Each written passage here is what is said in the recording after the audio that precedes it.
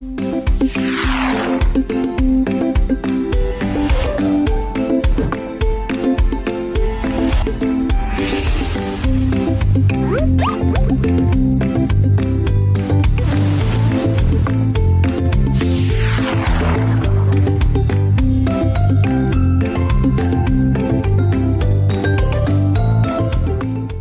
Important pages तकरीबन हर website पर होने चाहिए, जिनमें about us, contact us, privacy policy, terms and conditions और इस तरह के दूसरे जनरल पेजेस।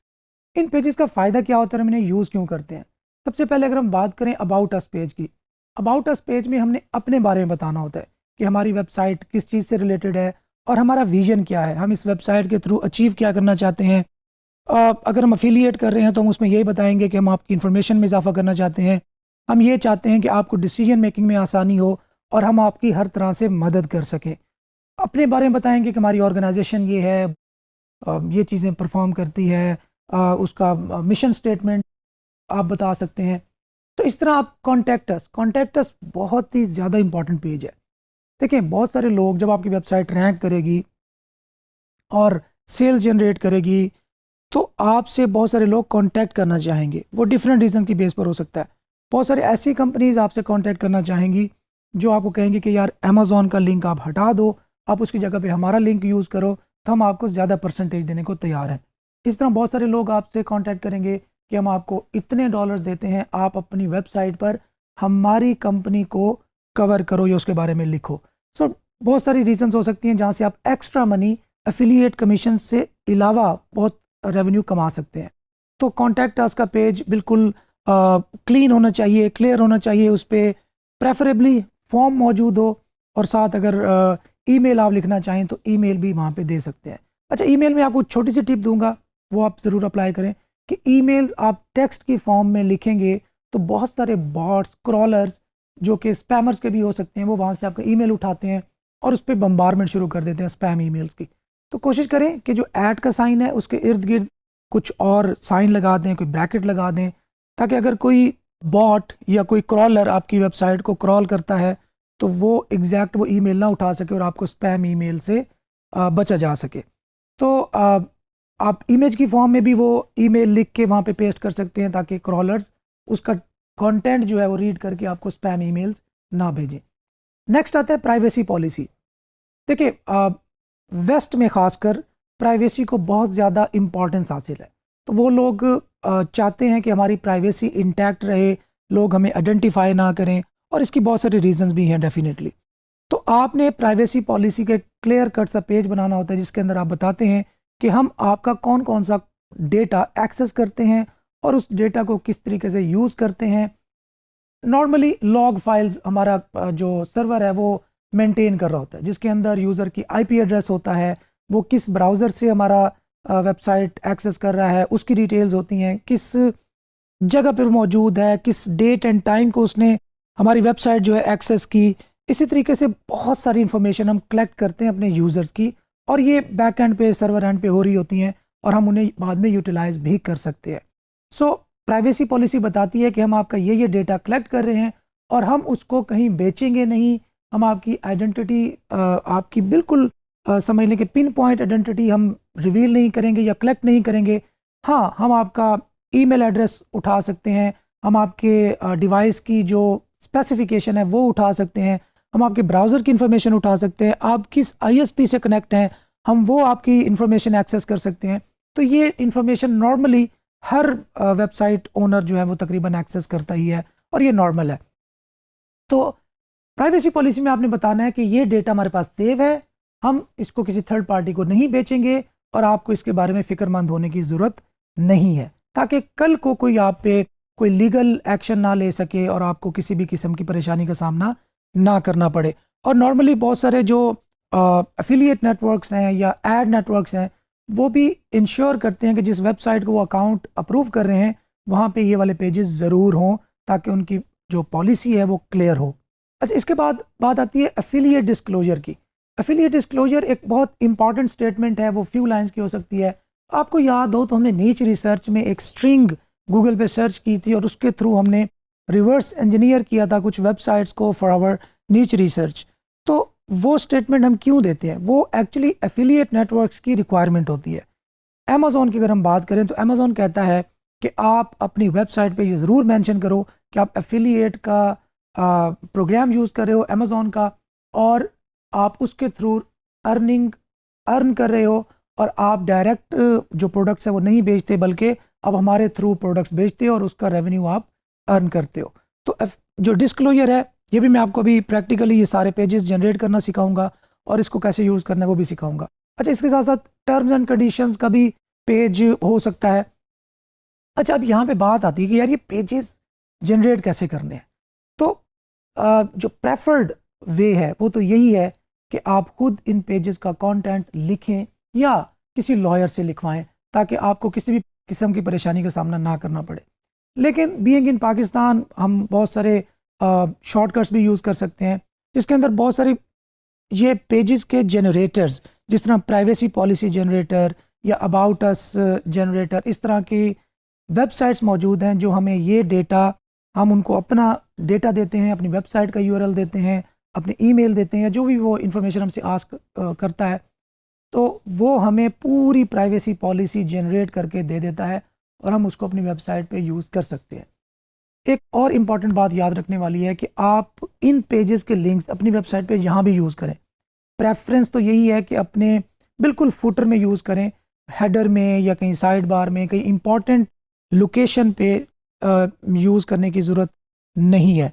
अच्छा, जहाँ भी यूज़ करें तो इनको आप नो फॉलो कर दें।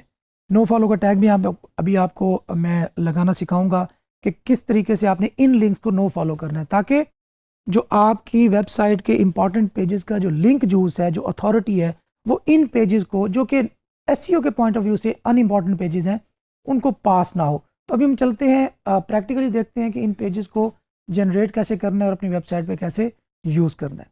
Let's go. सो हम अभी बात कर रहे थे कुछ इंपॉर्टेंट पेजेस की, जिसके अंदर privacy policy, about us, contact us और इस तरह के दूसरे पेजेस शामिल हैं। तो अभी हम प्रैक्टिकली देखेंगे कि किन किन चीज़ों का आपने ख्याल करना है और ये पेजेस के जो लिंक्स होंगे ये आपने कहाँ पे शो करवाने हैं।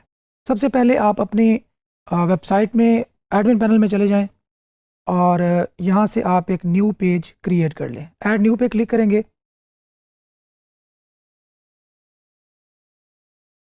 ओके, प्राइवेसी पॉलिसी लिखने के बाद आप गूगल पे जाएंगे और लिखेंगे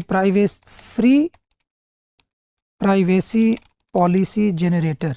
अब प्रेफरेंस तो यही है कि आप खुद लिखें, लेकिन अगर आप खुद नहीं लिख सकते तो आप फ्री प्राइवेसी जनरेटर्स कुछ टूल्स होते हैं गूगल पर मौजूद हैं, वो आप यूज़ कर सकते हैं।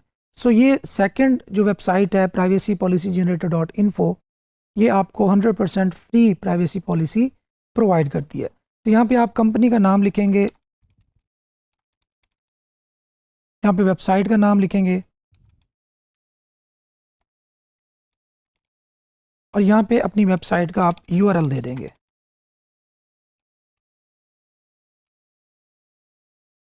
नेक्स्ट पे क्लिक करना है आपने। अच्छा, यहाँ पे आपसे कुछ इन्फॉर्मेशन वो मज़ीद मांगेगा।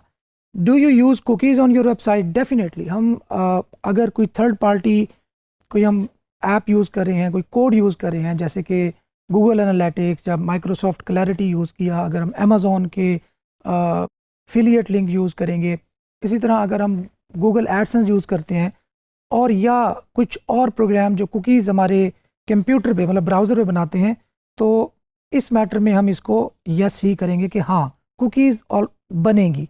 कुकीज़ क्या होती हैं ये खैर एक इरेलेवेंट सी बहस है, फ़िलहाल हम इस पर नहीं पढ़ते, तो हम यस पे क्लिक करते हैं। Do you show advertising through Google AdSense on your website? हाँ, मे बी हम गूगल एडसेंस भी अपनी वेबसाइट पे शो करें, तो यहाँ भी यस कर लेते हैं। Do you show advertising from third party except Google? Yes, हम ये भी करेंगे, क्योंकि हम अमेज़ॉन के एड्स हो सकता है यूज़ कर रहे हों या कोई थर्ड पार्टी एड्स यूज़ कर रहे हो। तो यहाँ पे हमने नेक्स्ट पे क्लिक करना है। कंट्री आप यूनाइटेड स्टेट्स ही कर लें, क्योंकि आपने वहाँ पे ज़्यादा टारगेट करना है, या जहाँ भी आपकी वेबसाइट को मेन टारगेट है। ईमेल एड्रेस, जो भी आपकी ईमेल एड्रेस हो वेबसाइट का, वो आप यहाँ पे यूज़ कर सकते हैं। सो जनरेट माई प्राइवेसी पॉलिसी पे क्लिक करेंगे और ये आपको एक पेज बना के दे देगा। सो यहाँ से आप इसको कॉपी करें और अपने पेज में पेस्ट कर दें। It's that simple. अच्छा, यहाँ पे हो सकता है कुछ लिंक्स, इररेलेवेंट लिंक्स जो प्राइवेसी पॉलिसी जहाँ से आपने जनरेट की वो आपको इंसर्ट कर दे उसमें, तो आपने मेक श्योर करना है कि आप उसको रिमूव कर दें। यहाँ से आप अनलिंक कर दें तो ये रिमूव हो जाएगा लिंक, और यहाँ से आप पब्लिश कर दें। पब्लिश करने के बाद आपने इस पेज का जो एड्रेस है, यूआरएल है, वो कॉपी कर लेना है। नाउ इसी तरीके से आप टर्म्स एंड कंडीशंस का पेज भी क्रिएट कर सकते हैं, और उसको डिस्प्ले करवाना कैसे है मैं आपको बता देता हूँ। अब हम वापस जाएंगे अपने एडमिन पैनल में और अपीयरेंस में जाएंगे और कस्टमाइज में जाएंगे। अच्छा, अभी मैं जो टास्क करने लगा हूँ ये थीम टू थीम वेरी करेगा। हो सकता है आप कोई और थीम अगर यूज़ कर रहे हैं तो उस पे ये लिंक डिस्प्ले करवाने का तरीका मुख्तलिफ हो। अगर आप कैडेंस यूज़ कर रहे हैं तो उस पर ये तरीका होगा। नॉर्मली सिमिलर ही होते हैं, थोड़ा बहुत फ़र्क होता है, वहाँ पे टेक्स्ट का फ़र्क हो सकता है, लिंक्स की नेविगेशन का फ़र्क हो सकता है, वरना मेन चीज़ यही रहती है कि आपने फुटर में जाके वो लिंक शो करवाने हैं और फुटर मेन्यू में। सो इससे भी पहले मैं एक मेन्यू बनाता हूँ अपीयरेंस में जाके, मेन्यूज़ में। सो मेन्यू सेक्शन में आके आपने क्रिएट अ न्यू मेन्यू पे क्लिक करना है, और वहाँ से आप फुटर के नाम का या कोई भी आपको जो नाम बेहतर लगे उस नाम से आपने एक मेन्यू क्रिएट कर लेना है। मैं ऑलरेडी फुटर के नाम से एक मेन्यू क्रिएट कर लिया है, और यहाँ से मैं कस्टम लिंक्स में जाके जो यूआरएल मैंने कॉपी किया था प्राइवेसी पॉलिसी का वो यहाँ पे पेस्ट किया, और मैंने टेक्स्ट में प्राइवेसी पॉलिसी लिख दिया और ऐड टू मेन्यू पे क्लिक कर दिया। इसी तरह आप अगर आपका कोई कॉन्टैक्ट अस का पेज है या अबाउट अस का पेज है तो उनके लिंक्स आप यहाँ पे पेस्ट करेंगे वो पेज जनरेट करने के बाद, सेम जिस तरह मैंने प्राइवेसी पॉलिसी का किया है। जस्ट यहाँ पे लिख नहीं देना बगैर पेज क्रिएट किए। सो यहाँ पे हमने कर दिया इसको contact us, about us, privacy policy, और जितने भी हमारे इस तरह के पेजेस हैं उनके लिंक हम यहाँ पे पुट कर देंगे। हम अगेन जाते हैं अपीयरेंस और कस्टमाइज में, फुटर में जाएंगे और यहाँ पे आप देखें कॉपीराइट का सेक्शन आपको नज़र आएगा। अच्छा, सबसे पहले तो आपने यहाँ पे जो थीम क्रेडिट का एक ऑप्शन है इसको आपने रिमूव कर देना है ताकि थीम की तरफ हमारा लिंक ना जाए बिला वजह। यहाँ पे आपने पेस्ट कर दिया और इसको आपने पब्लिश कर दिया। अच्छा, यहाँ पे देखिए आप फुटर नेविगेशन इस नाम से आपको अवेलेबल आइटम नज़र आ रहे होंगे। आप फुटर नेविगेशन को यहाँ से ड्रैग करें और यहाँ पे कहीं भी आप डिस्प्ले करवा सकते हैं, कॉपीराइट सेक्शन के साथ, ऊपर या साइड में, जहाँ पे भी आप को बेहतर लगे, आपके डिज़ाइन पे बहुत ज़्यादा फ़र्क ना पड़े या बुरा ना लगे।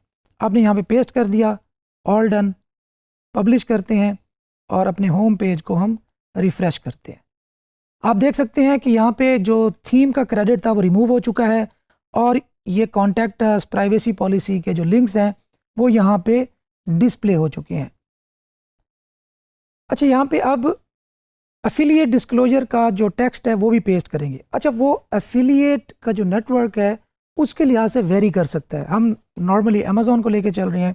सो फुटर के सेक्शन में जाएंगे, अगेन कॉपीराइट के सेक्शन में जाएंगे और यहाँ पे हम एंटर करके वो जो टेक्स्ट है आप एज इट इज़ यहाँ पे पेस्ट कर देंगे और वेबसाइट के नाम की जगह अपनी वेबसाइट का नाम या यूआरएल पेस्ट कर देंगे। So this is a participant in Amazon affiliate program known as Amazon Associate, which means that we may earn a small commission based on qualifying sales from our affiliate link. So यहाँ से आपने paste कर दिया और इसको publish कर दिया। सो ये बेसिक सी कुछ सेटिंग्स थी। आपने ये एफिलिएट अगर आपका ब्लॉग है तो उस पर आपने ये सेटिंग ज़रूर करनी है, अदरवाइज़ हो सकता है कि आपका जो Amazon एसोसिएट का अकाउंट है वो भी अप्रूव ना हो। सो अब तक के लिए यही, सी यू।